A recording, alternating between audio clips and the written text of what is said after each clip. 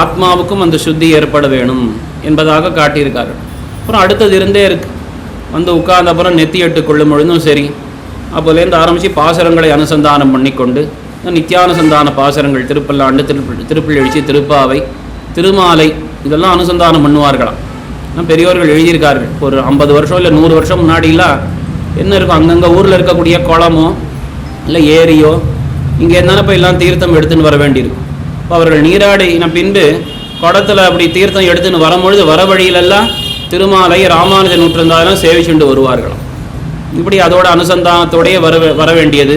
அப்புறம் வந்து அடுத்தது அவருடைய வீட்டு காரியங்கள் ஆரம்பிக்கும் பொழுதும் சரி, அது தளிகை பண்ணுவதாகட்டும், சமையல் பண்ணுவதாகட்டும், அது தொடங்கி எல்லாமே அப்படி பாசுரங்களை சிந்தித்து கொண்டு, இல்லை பகவான் நாமத்தை, ஆச்சாரிய நாமத்தை சொல்லிக்கொண்டு, இல்லை ஆச்சாரிய நாமத்தை சொல்ல வேணும் 108 தடவையாவது ராமானுஜான்ற திருநாமத்தை சொல்லணும்.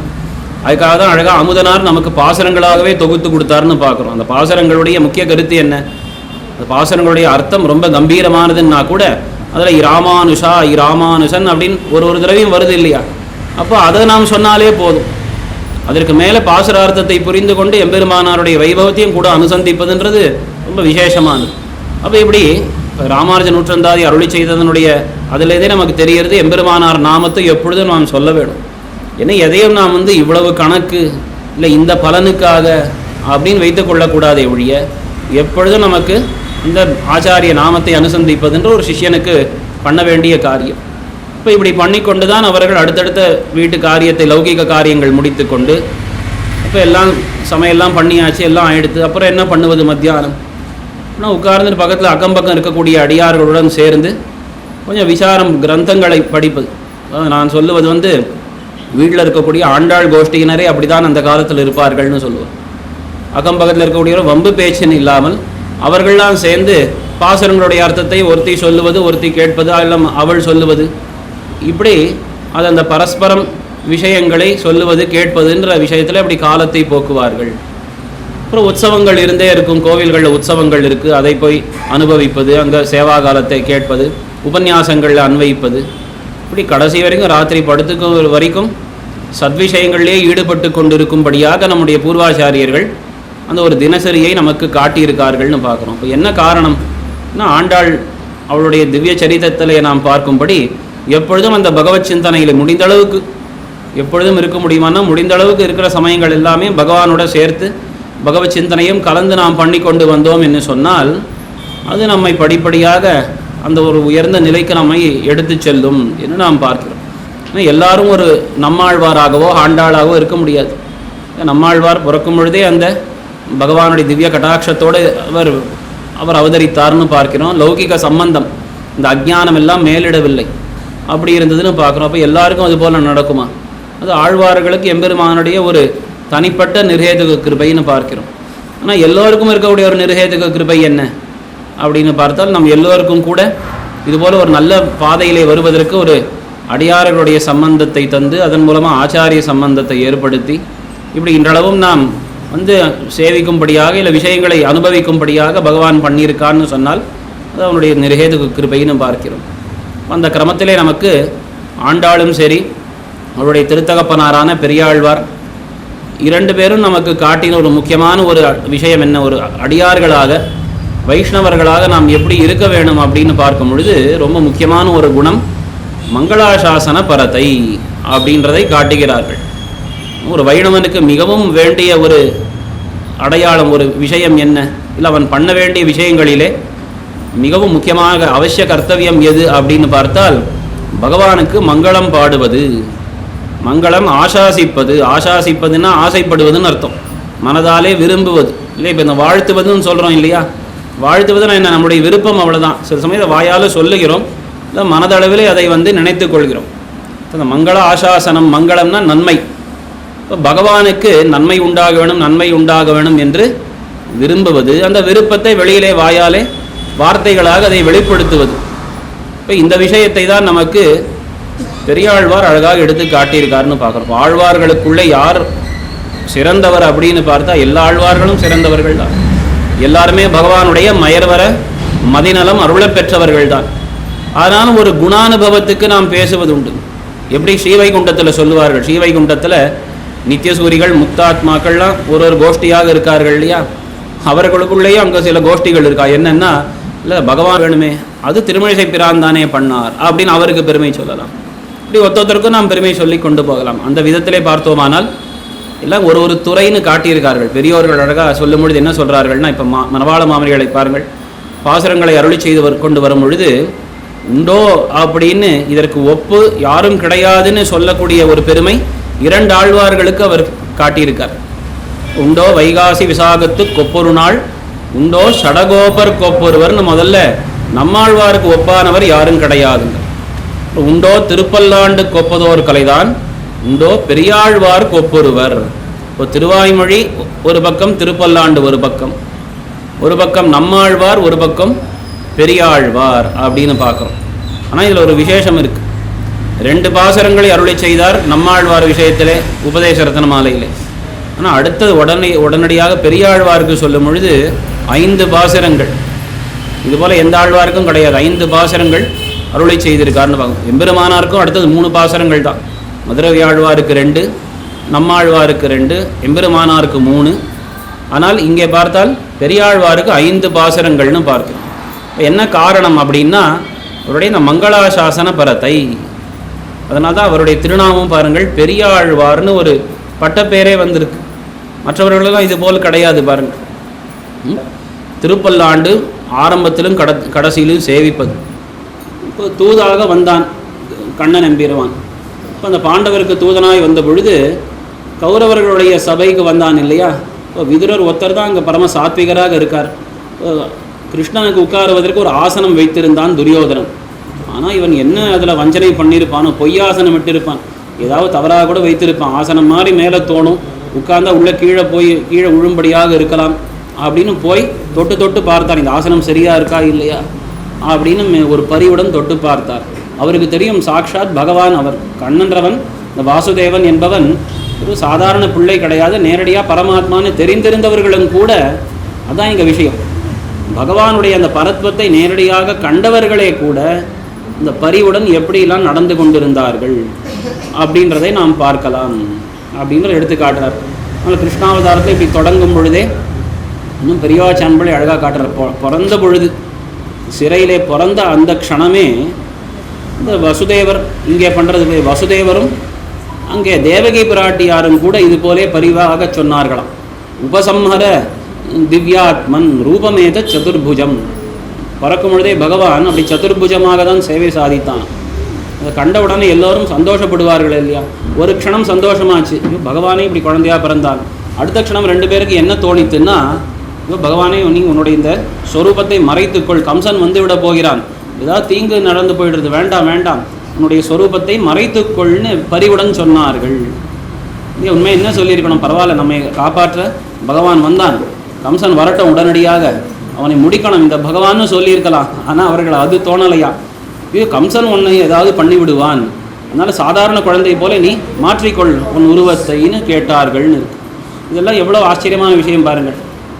ஏன்னா இவ்வளவு வருஷ காலமாக அங்கே அவர்கள் சிறையிலே கஷ்டப்பட்டு கொண்டிருக்கார்கள்.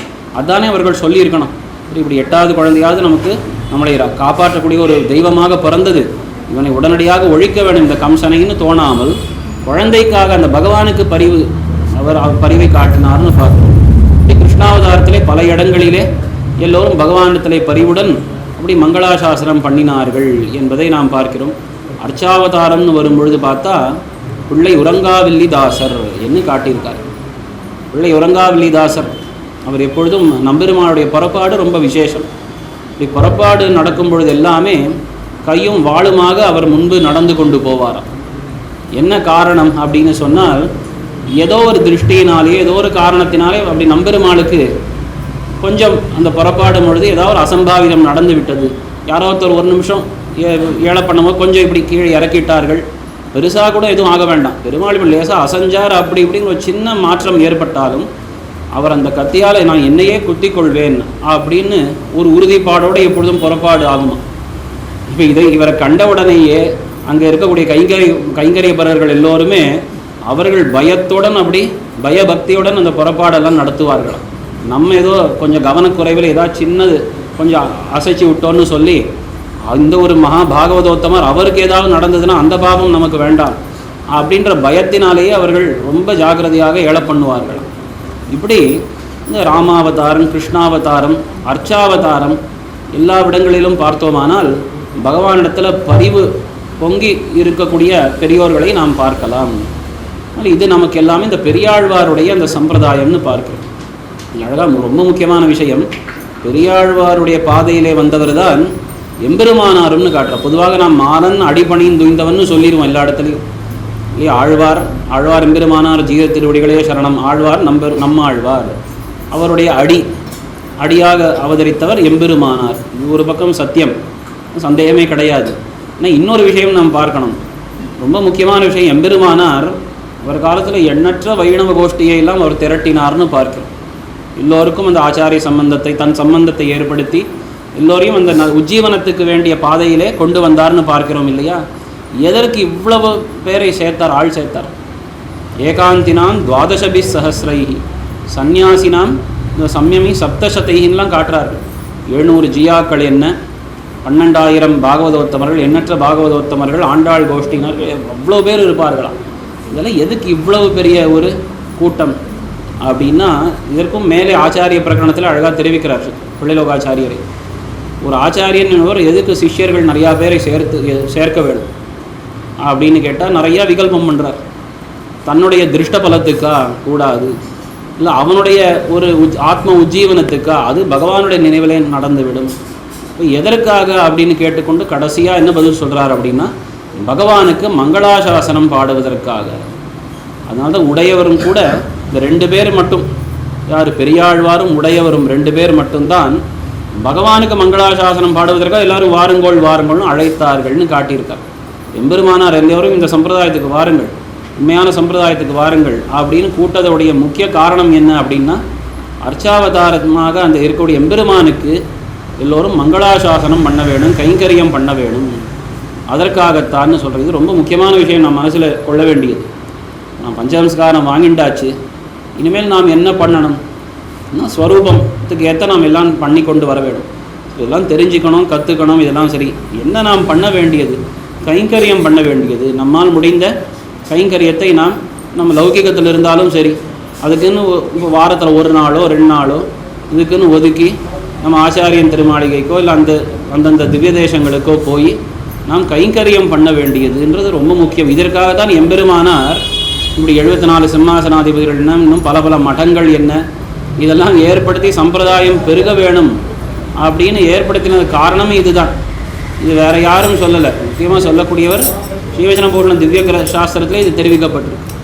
அதனால் நம்முடைய பெரியோர்கள் எம்பெருமானாரும் பெரியாழ்வாரும் எல்லோரையும் அழைத்தது அப்படின்னு பார்த்தால் அது அர்ச்சாவதார பகவானுக்கு மங்களாசாசனம் பண்ணுவதற்காக, கைங்கரியத்துக்காகன்னு தெரியுது.